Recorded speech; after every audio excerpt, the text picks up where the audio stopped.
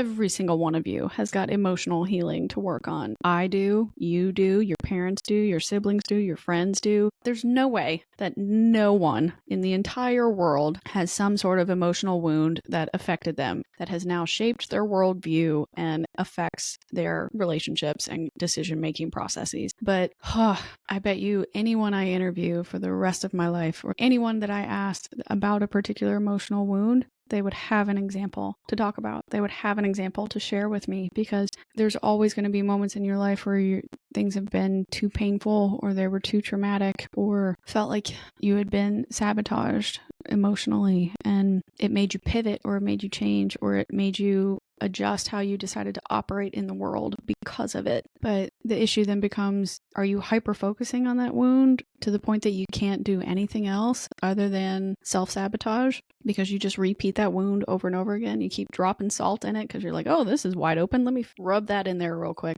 Dirt in there. Or do you ignore it and bury it really, really deep until it bubbles back up out of your life and in an unexpected way? And when it starts to affect the rest of your life, you're like, crap, where did this come from? From that one time when this thing happened. That makes a whole lot more sense now why I act that way, or I do that thing. I don't want to do that thing anymore. I don't like the person it's turning me into, or I don't like the experiences that I'm having because of this thing. I got to get a handle on it. Most wounds, if you don't take care of them well, they leave scars. So you'll never really get 100% emotionally healed, but I think you can feel better about your healing process if you learn how to emotionally manage things, becoming more self-aware, practicing mindfulness. But anything in your life that's discouraging you from connecting with your emotions, or discouraging you from addressing emotional healing, those things are not meant for you. They're dangerous, they're unhealthy, and they will absolutely keep you trapped.